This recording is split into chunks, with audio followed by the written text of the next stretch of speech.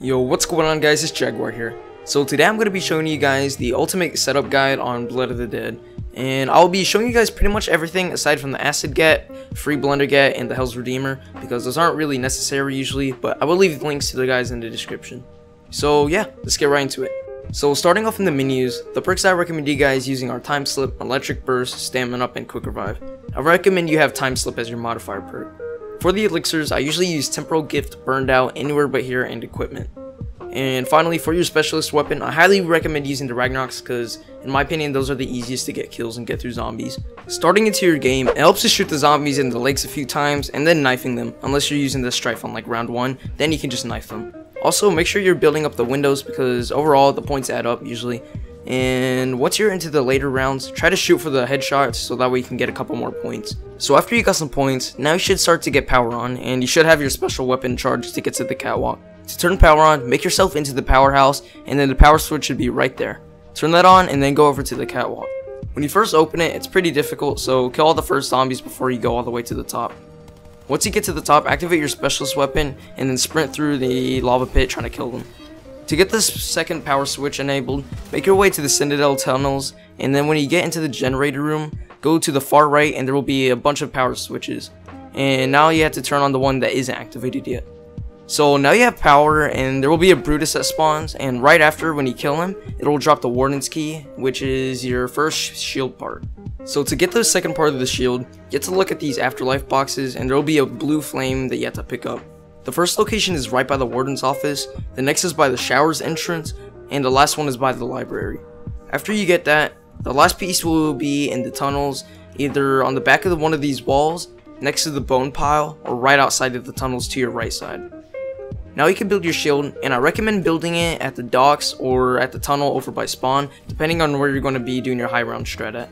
So for the weapons that you should have, I recommend getting the Tommy gun at the docks because it's pretty cheap and it gets you a lot of points, and it's also right by the high round strat that I'll be showing you guys in a bit later in the video. So for your next or main weapon, get the Blundergat out of the mystery box, and you can either do that or you can get it for free by doing an Easter egg, which I will put in the description so that way I can save time.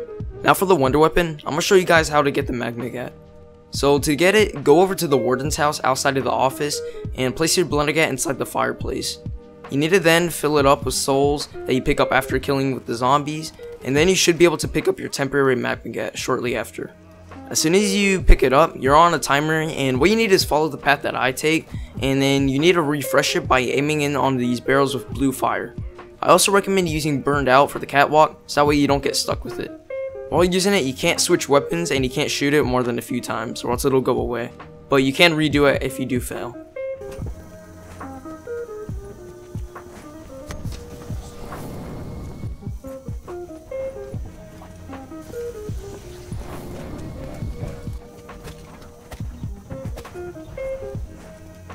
Now that you're where I am, go over to this machine and place it down. A few souls that will pop up, they will build it for you and help you out. So then when it's done, you can pick it up and now you have the official Magmagat, which is necessary for high rounds and is very good for killing the dogs and the Brutus. So now I'm going to show you guys how to get Pack-a-Punch, which is really simple from this point on. What you want to do is go up to the rooftops and pull out your shield and then hold your shoot button down at the zombies, and what you want to do is collect 3 of their souls. You can also do this for the dogs, which I find to be really easy. After you collect 3 of their souls, your key should have a blue effect on it, and now you have to pull out your shield and hold the aim button, and then what you need to do is shoot the Spirit Blast at this power thing, which will zap it on. Now there will be souls that will build your Pack-a-Punch machine, just like the Magmagat did. You have to watch out though, because the Pack-a-Punch machine will move around between 3 different locations like the Rising Track. The first location is obviously on the rooftops where this is, the next location is down where the second power switch is, and the third is by the first power switch. Next up are the perk machine locations. The first one, which is Brew, is right outside the powerhouse. The second one, which is Soda, will be right under the rooftop. The third one, which is Tonic, will be in the Warden's office. And finally, the last is Cola, which will be by the docks where Juggernaut used to be. Now I'm going to show you guys how to get the Hell's Retriever. What you have to do is fill up 3 different dogs. The first one is outside of spawn. The next one is on the second floor in between where Old Spawn was and Michigan Avenue. And the last one is in between the Warden's office and then the Warden's house. After you fill up the 3 dogs with zombies, what you need to do is make your way over to the showers and then take the tunnel that leads to the warden's house. When doing that, make sure you hold square, and then when you see the Hell's Retriever, you can pick it up, and bam, now you have it. Now finally, I'm going to show you guys my personal favorite high round strats.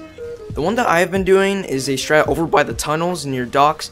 Doing high rounds here with the back door closed is a really good strat, and if you have the Magmagat and are consistent with it, it's really hard to get caught up in the zombies. As soon as you get your specialist weapon, activate it so that way you're conserving your ammo, and if you need ammo or need to replace your shield, both of them are right over at the docks, so it's easy to get them in between rounds. If for some reason you do get stuck, you can use your anywhere but here or whip out your specialist weapon if it's available. So the other strat is also a popular strat, and it is in the New Industries building, and it has a trap and a shield location right next to it. Personally, I like the tunnel strat better because of how easy it is to get XP, but both of them work either way.